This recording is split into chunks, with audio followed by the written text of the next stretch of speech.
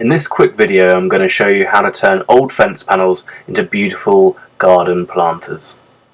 Once you've got your old fence panels, the first thing you need to decide is the size of the garden planter that you actually want.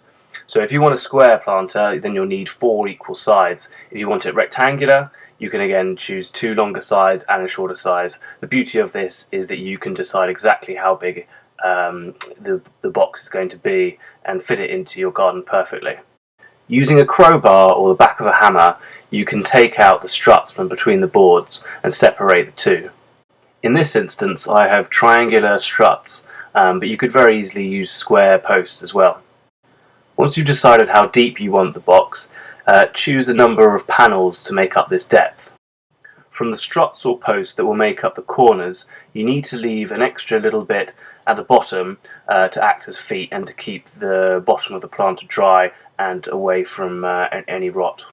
When you've cut the panels and the post to size, it's time to either hammer with nails or screw in the panels into the post. Leave a slight overhang on the edges of the posts on 2 of the sides so that when everything is put together, then everything sits flush.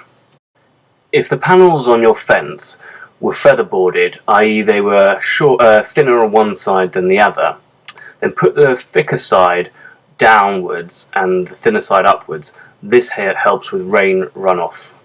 The next bit is the trickiest, as you need to create a base for your planter. You need to create battens for the bottom panels to sit on. These need to be along all 4 edges. This is a lot easier if you have square posts at each corner, as you can have straight cuts. So just measure between the 2 posts and cut accordingly. If, like me, you have the triangular posts on each corner, then you need to cut a Mitre Cross, which is a 45-degree angle, and then you'll be able to nail or screw these in place. You can also use a little bit of glue just to make it a little bit stronger. Cut the bottom boards and place them into the bottom of the planters, but make sure that there are gaps in between. This is for rain runoff and for water to soak away. It's possible just to fill them with dirt and get planting, but the best thing to do is to cover the inside in plastic just to keep them lasting those few extra years longer. In my case, I actually used pond liner, which I had left over, but you can use any sort of plastic, something you might get perhaps in the post with some sort of big ticket item. You can then use to cover it.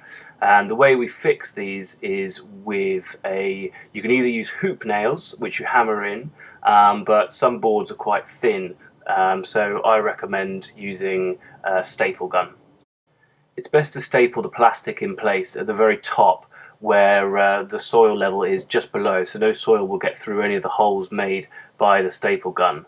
The last thing you need to do is to drill a few holes or cut a few holes with a Stanley knife at the very bottom of the plastic, so that the water can soak away through those holes you made between the boards. So that's your planter finished.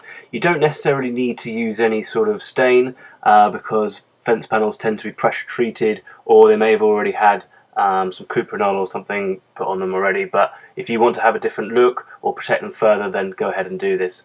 Then just go and enjoy them. Put anything you want in there, flowers or vegetables, and enjoy.